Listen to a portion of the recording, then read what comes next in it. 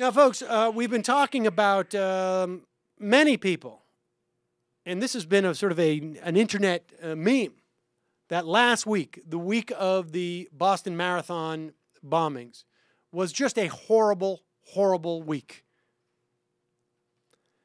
And those of you who felt that way, or the internet meme, were not alone. Mark Sanford, the former South Carolina governor who disappeared for a while, said he was climbing the Appalachian Trail, ended up having gone down to Argentina to carry on an affair that ultimately led to him breaking up with his wife and getting engaged to the woman, who is now running for Congress, took out a full-page ad on Sunday declaring that the past week was a really rough week for him. He talks about how the National Republican Congressional Committee announced they're not going to support his race because he was really unfairly charged with trespassing by his former wife because he snuck around the house and apparently had done it repeated times.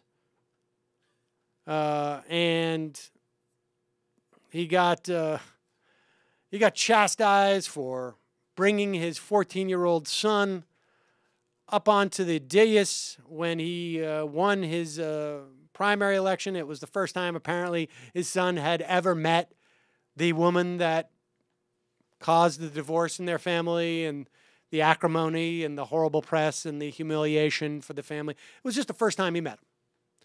And this was really, really hard for Mark Sanford. And then he talks about how, I don't know if you remember the Alamo, but in March of 1863, apparently he got the date wrong. It was 1836, but it doesn't matter. A South Carolinian by the name of William Travis drew a line in the sand with his sword. Simply asked those who would stay and fight to cross it. His efforts and those who died with him there at the Alamo ultimately inspired Texans to come to the aid of their brethren and defeat Santa Anna's army, though they were outnumbered at the onset by 6-1. I'm outnumbered now, but I will fight to the end toward freedom and financial sanity in Washington, sustaining you. Because I've had a really hard week. This guy is so narcissistic. Honestly, the only thing that comes close to this is that joke that Sarah Silverman had about 9/11 being such a tragedy because that was the day that her boyfriend dumped her.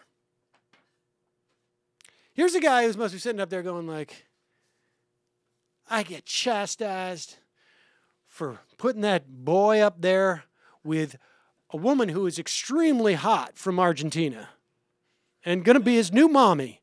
And he complains because it's the first time he's met her in person. And he acts like a squirmy. He forgets that I once rescheduled a dinner to attend his graduation. And nobody cares how hard last week was for me because I had a scheduled time. I was going to go to the Cape to vacation in Massachusetts, but I couldn't fly into Boston because apparently they shut down the planes. Nobody's thinking about poor old Mark Sanford. I get no funding from the RNC. All the heartache. Do you know what it's like to cancel a trip to the Cape? And also, I'm not even complaining about the fact that every year I get a whole crate full of oranges sent from Texas, from West Texas, which apparently this year I didn't get because of an accident they had there or something. I won't get the Texas grapefruits that I love. I won't get the Texas oranges. So last week was very, very difficult for me. So please support me. This message has been paid for by some suckers who gave me some money. And then actually made me go to a cocktail party for them and talk to them. Unbelievable. And my son doesn't even care that I was late to that cocktail party to catch that one inning right. of his baseball game. Yes. Man. We put in a basketball hoop at my second home for that kid. Not enough, Dad.